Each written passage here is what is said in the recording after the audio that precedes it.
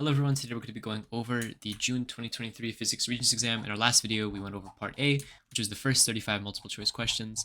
Now we're going to be going over part B, which is the next 14 multiple choice questions, so 36 to 50. Number 36 asks us a round dinner plate has a diameter closest to what? So for these type of problems, they give you a regular everyday object and they ask you to approximate its size in terms of meters or some metric system, which is kind of evil because we don't use the metric system in America. But pretty much the way I would go about this is converting it into units that you know. So units that we know are like feet, inches, pounds, all that type of stuff. So here, it's important to know that 1 meter is roughly equal to about 3 feet, right? It's almost 3 feet. So if you have a dinner plate with a diameter, and diameter is just the distance from this point to this point that passes through the circle, right? So it's pretty much how far or how big the plate is across, right? If I have 2 times 10 to the 1, that's just 2 times 10, which is 20 meters. So if I have a plate that has a diameter of 20 meters, that plate is 60 feet across, which is way too big. The same thing here happens here. If I have a plate that's 2 times 10 to the 0, that's the same thing as 2 times 1, which is 2. 2 meters is 6 feet. So if I have a 6 feet long plate, that's crazy. That's too big. For choice number 1, 2 times 10 to the negative 2 is the same thing as saying 2 times 0.01, which is equal to 0.02 meters. And this looks tempting to be the right answer. Like, sure, if a meter is 3 feet, see, like that looks pretty right, but it's wrong because think about it. Convert this into feet. That's 0.06 feet. What is 0.06 feet? Convert that into inches. So multiply this by 12, and you get that 0.02 meters is equal to 0.72 inches. Which is just wrong because that's not even an inch. That's less than an inch. Who is eating on a plate that's less than an inch, right? So that leaves us with choice 2 to be the correct answer. And if you're unsure as to why, well, 2 times 10 to the negative 1 is the same thing as saying 2 times 0.1, which is the same thing as saying 0.2 meters. If you multiply that by 3, you get 0.6 feet. And if you multiply that by 12, you get 7.2 inches. And 7.2 inches is kind of like half a foot, right? So you could imagine a plate being half a foot. Number 37 says several springs are lying on a frictionless tabletop with one end attached to a wall and a variable force F applied to the free end of each spring. The springs have different spring contents K, and the diagram below shows the setup for one of the springs. So what's happening here is you have a bunch of different springs, right? And they're arranged in such a way that each one of these has a different constant. And it's asking you, what changes the elongation of a spring? What affects how long you can pull a spring to? So let's look at our mechanics in our reference table and let's look at the equation for that. Well, you know that the force that you apply on a spring is equal to K times X. How did I know this? Because it tells you what every single letter is equal to, or what every single letter means all the way on your right. So it says that Fs, or the force on a spring, is equal to K, which is going to be your spring constant, multiplied by X, which is the change in spring length from the equilibrium position. AKA, it's how long you pull the string. So Fs is equal to Kx. K is the constant, right? So it's the spring constant. And X is elongation, or how long the spring actually goes. And it's saying that the elongation of the spring produced depends on what? Here, this formula is in terms of f of s. So it's telling you that f of s depends on K times X. Now I want to know what the elongation of the spring depends on. So I can rewrite this by dividing both sides by K, and I solve this for X. And I know that X, or my elongation, depends on this force being divided by the spring constant. And because we're being divided by the spring constant, I know that the elongation has an inverse relationship with the spring constant and a direct relationship with the force, which is choice 2. Why? Because if I increase my f of s by 2, that means I also increase my x by 2. If my fs is equal to 2 and my k is equal to 1, right? My x is going to equal to 2 because 2 divided by 1 is 2. Now, if I increase my f of s by 2, so now it's 4, I now have 4 divided by 1, which is 4. So I increased my fs by 2, and as a result, my elongation increased by 2. Okay? Now what happens if I increase my spring constant, right? Let's say that my fs is equal to 2. Originally, if my spring constant is 1, I have 2 over 1, so my elongation is 2. Now, if I increase my elongation by a factor of 1, so all the way up to 2, I have 2 over 2, and my elongation is 1. So the bigger that my k is, the smaller that my elongation is, right? So it's in an inverse relationship. As one gets bigger, the other gets smaller. Number 38 says, the table below shows the weight of 4 athletes and the time required for each athlete to run from the base of a hill to its top, right? So here, it's asking us which one has the greatest amount of power. And power is calculated by work over time, right? Or force over a distance divided by time, right? So here, work is equal to power is equal to work over time, right? And here they already calculated the work for us because it's in newtons. Work is in newtons. So you could already assume that their weight in time, right, is the work that they're applying. Because what is weight? Weight is mass times the force of gravity. So this is the force that they had to overcome for 11.8 seconds. This is the force that is weighing them to the ground and the force that they have to move. They have to move their own bodies. So for every second that passed, they had to move 600 newtons. Right? Or their own weight, for example, 70 kilograms being multiplied by gravity. That's the force keeping you to the ground. So every single time you walk, you have to overcome your own weight and you exert that work, right? So P is equal to W over T. So all you have to do to solve this problem is just do W over T, or 600 divided by 11.8 and 650 divided by 10.7, 700 divided by 10.8, and 750 divided by 11.9, and you see which one of these yields the largest answer. And the one that does yield the largest answer is going to be choice 3, or C. 29 says that a copper wire carries 2.8 amperes of current. The total amount of charge that passes a point in the wire is in 1.3 milliseconds is what? Okay, so here we're trying to find charge in coulombs, right? And here we are given our I, and we're given time, and we're trying to find charge, or Q. And we know that if we scroll all the way up to our table, it says electricity in it, we know that I is equal to delta Q over T, or I is equal to charge over time. So we were given I, we were given T, and we're trying to find Q. This one fits our parameters, right? So we were given I, we were given T, we're trying to find for Q. So I is equal to delta Q over T, and it's asking you the total amount of charge, which is delta Q, right? So here, all you have to do is plug this in. 2.8 amps is equal to our Q, or our charge, which we're trying to solve for, divided by 1.3 milliseconds. So all you have to do to solve this is multiply 2.8 by 1.3 milliseconds, and that's going to yield answer choice number 2. Do not fall for the trap that they set out for you. 1.3 milliseconds needs to be converted into seconds. So really, you're multiplying 2.8 times 1.3 times 10 to the negative third, right? Because all of these equations depend on you multiplying time in seconds. Time is measured in seconds on the Regents physics exam, right? So you need to convert milliseconds into seconds. How do you do that? You multiply by 10 to the negative third, and that's how you don't fall for their trap. Otherwise, you probably would have gotten 1.3, which is the wrong answer here. So always remember, convert milliseconds to seconds.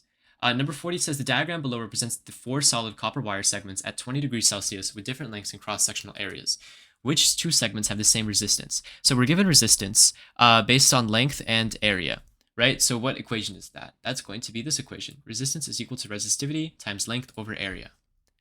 And all you have to do here is just plug all of these into that formula. You know that these are solid copper wire segments, so you're going to use the resistivity of copper, which is right here, which is 1.72 times 10 to the negative 8. And you're going to multiply this by each one of their lengths. So for example, 1 or 2 centimeters, and divide it by their respective areas, which is 1 or 2 centimeters as well. And whichever one of these 2 choices have the same yield, the same answer, you know those 2 are going to be correct choices. In this case, it's going to be A and D. Another way you could have done this was you could have just looked at the formula. R is equal to PL over A. Notice that these are all copper wire segments, so it doesn't matter. So the only thing that's changing resistance is going to be your length over area, because you know that your numerator is always going to be multiplied by the same resistivity value, okay?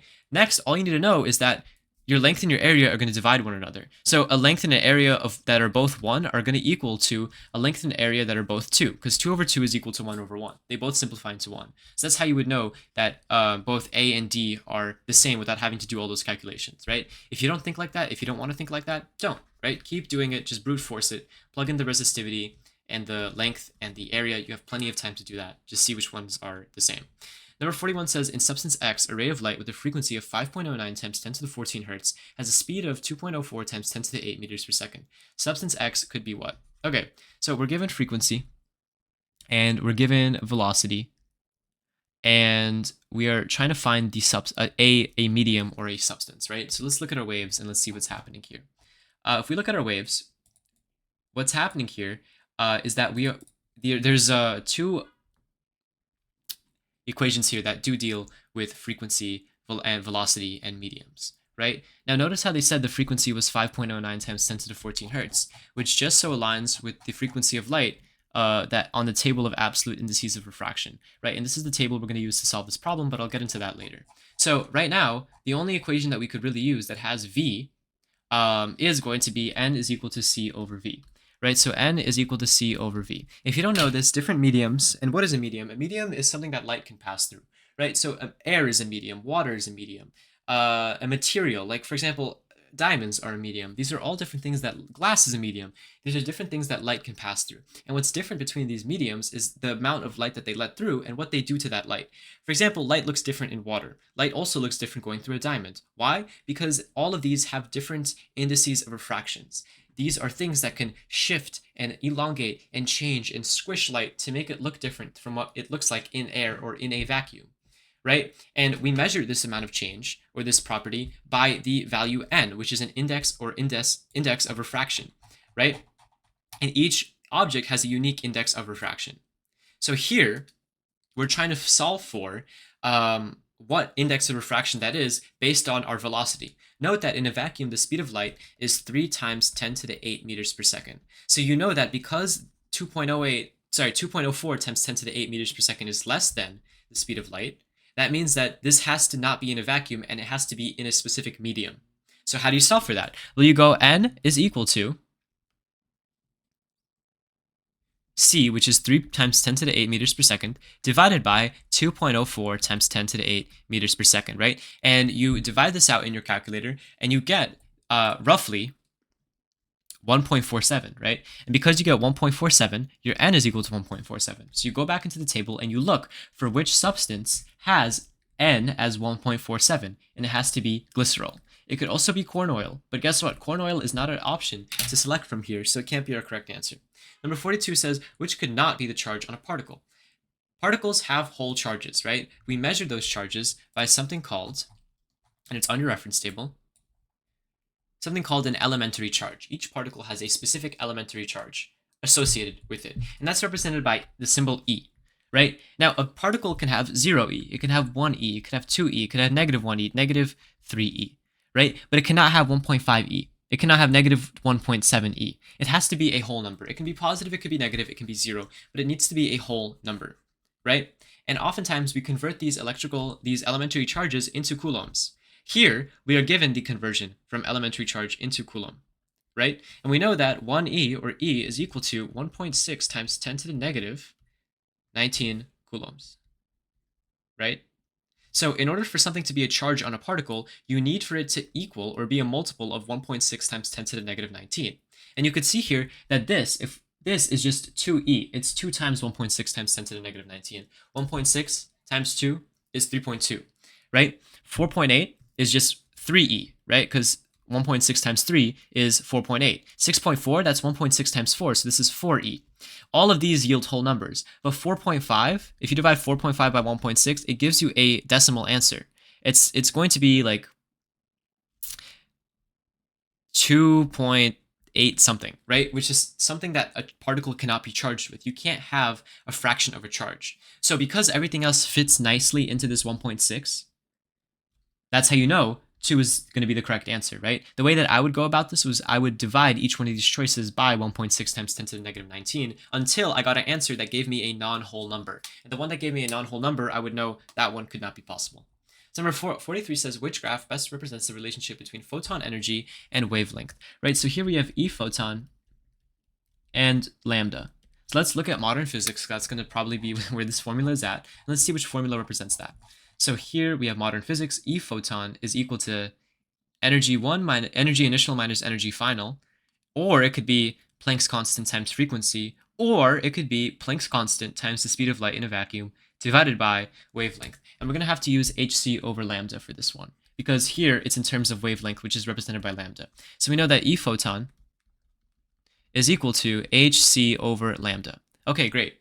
So what does this relationship tell us? It tells us that our numerator is always going to be constant. Planck's constant is a constant. It's in the name, right? C, the speed of light in a vacuum, is constant. It's always going to be 3 times 10 to the 8, right? So you know your numerator is never changing. And here you're changing or you're tweaking your wavelength, right? So if you tweak this wavelength to be bigger, guess what? You're dividing your numerator by a bigger number. So your photon energy has to be lower, which is going to be choice 4. This represents a graph that's 1 over x, or 1 being divided by a number that's changing. The larger that number is, the smaller that the energy of a photon will be. Okay, cool, because you're being divided by that number. 44 says that light travels from one air into another medium with an index of refraction n. The light has a wavelength of 6.0 times 10 to the negative 7 meters in the new medium. Which expression represents the wavelength of this light in air? They keep asking about wavelengths on this test, and they keep asking about refractions and stuff. So I already explained that in the last question, but pretty much every single medium that light can pass through has is a unique index of refraction that changes how it behaves in that medium. Some can make light longer, slower, change color, like it affects properties of light. In this scenario, light travels from the medium of air into another medium. Which one? We don't know. All we know is that in this medium, we have air, and in this medium, it's a mystery. What do we know about air? We know that the index of refraction of air is equal to 1, right? And the index of our mystery medium, we don't know. Furthermore, we don't know the wavelength of the particle in air. So this is equal to unknown. But we do know that the wavelength of the light in the mystery medium is 6.0 times 10 to the negative 7 meters. So all I did right now was I just wrote down the information I knew. I know that it goes from air to mystery. So our first index of refraction is 1, and our first wavelength is 1. Then our second index of refraction for the mystery medium is going to be n2, which we don't know, and our wavelength, lambda 2, is going to be 6.0 times 10 to the negative 7. So in this problem, we are dealing with two different indices of refractions in two different wavelengths. So which choice represents this? Or which equation represents this? It's going to be n2 over n1 is equal to lambda 1 over lambda 2. This represents this problem perfectly, right? Because we have two different indices of refraction and two different wavelengths. Cool. So n2 over n1 is equal to lambda 1 over lambda 2. Remember that these two switch. Don't get that mixed up. All we have to do is just remember which one was first and which one was second. Air was first, mystery was second. So just plug in what you know. You know that the n1 is equal to 2. So you're left with n2 over 1 is equal to lambda 1, which you don't know, divided by lambda 2, which is 6.0 times 10 to the negative 7 meters. Next, all you have to do is just cross multiply and solve for the wavelength, right, which is lambda 1. The lambda 1 is the wavelength originally in the first medium, which was air, right? So here you have 6.0 times 10 to the negative 7 meters times n, or n2, and that's equal to lambda 1, which is going to be choice 1. N times 6.0 times 10 to the negative 7 meters. That's it. So number 45 says if 80 joules of electrical energy is dispatched, or it's dissipated by a 10 ohm resistor in 2 seconds, the current in the resistor is what? So here we are given energy, right? And we are given resistance, and we're given time. So t is equal to 2 seconds. Resistance is equal to 10 ohms. Energy is equal to 80 joules. And here we're trying to find I, or our current, right? So which one of these equations on my reference table is going to have I, R, and T? Well, it's going to be this one, work. Work, aka electrical energy, is equal to I squared RT. So I squared RT is equal to work. So 80 is equal to I squared times our resistance, which is 10, times our time, which is 2. So 80 is equal to I squared times 20. If you divide both sides by 20, you get that 40 is equal to, you get that 4 is equal to I squared. Take the square root of both sides, you get I is equal to 2 amps. Numbers 46 and 47 both rely on these diagrams right here. It says that which wave has a period that is twice the wave W. Right, so what is a period? A period is just the time that it takes for you to go from peak to peak, right? So this distance right here, the time it takes for you to go from peak to peak, that distance, or the time it takes for you to go from tro to tro, right? Or this distance right here. Cool. So which one of these is going to be double that of wave W? Well, automatically we can eliminate choice B, because here we're looking for something that is double this distance. Over here, that's like half that distance. From this peak to this peak, from this trough to this trough, that's way too small for us, right? So we can eliminate choice, whichever choice has B as an option. All right, now we look at choice 1, or A. Here we see that from peak to peak and trough to trough is like this. And if we just draw this distance out, you see that it's the same distance, right? The same amount of time passes for both of these to go from peak to peak to trough to trough. The only difference is the amplitude. You know the period is going to be the same. So that eliminates choice A from the bunch. Right, now moving on to choice D, right? And let's do the same trick over here, right? Here's my peak, if I just draw the same line down from this peak to this peak, guess what? The same time passes, so they have the same period again, right? So now that leaves us with choice C as our answer. And this is the only choice where if I draw from peak to peak and tro to tro, number one, it does not align, and number two, the wave does not already go from peak to peak or tro to tro between these two lines that I just drew. As a matter of fact, wave C hasn't even gone through a period on the thing that is being represented on, because guess what? It had one peak and one tro. It does not even have its second peak yet. Its second peak happens way off the page, right? So of course it's going to be double the length of that. So now we have to move on to number 47. It says that which wave is always 100 degrees out of phase with wave W. So if you're in phase with something, that means that you have your peak when it has its peak, and you have its tro when it has its tro. If you're 100 degrees out of sync or out of phase with something, that means that when it has its peak, you have your tro, and when it has its tro, it has its peak, right? So it's opposite. When you're up, it's down. When you're down, it's up. So which one of these waves mimics that with W? So is it wave A, right? So we have a peak here, we have a tro here. Yeah, it has to be choice A, right? Look here.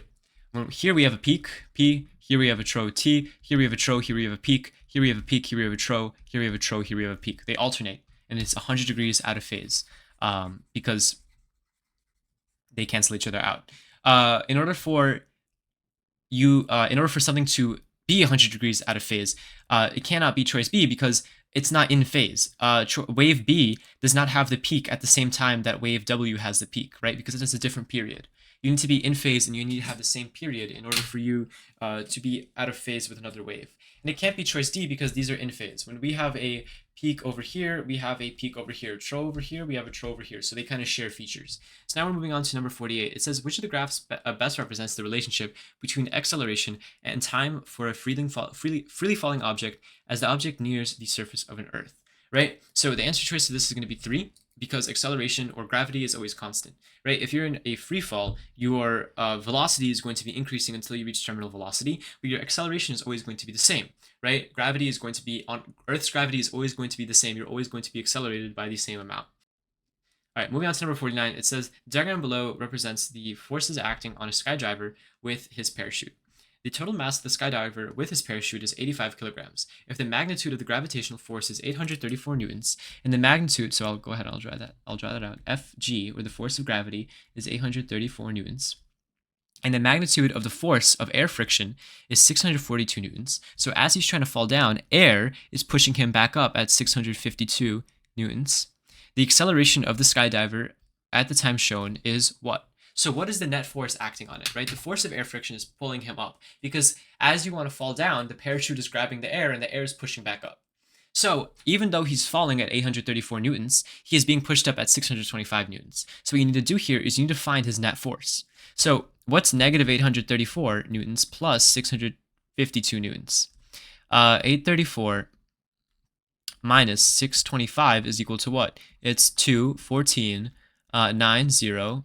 It's 209 newtons facing downwards. So really, this guy has a force acting upon pulling him down of 209 newtons.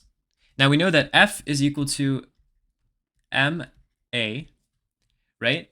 We know that the force acting upon this diver is 209 newtons, and this is equal to his mass of 85 kilograms times the acceleration, which is unknown.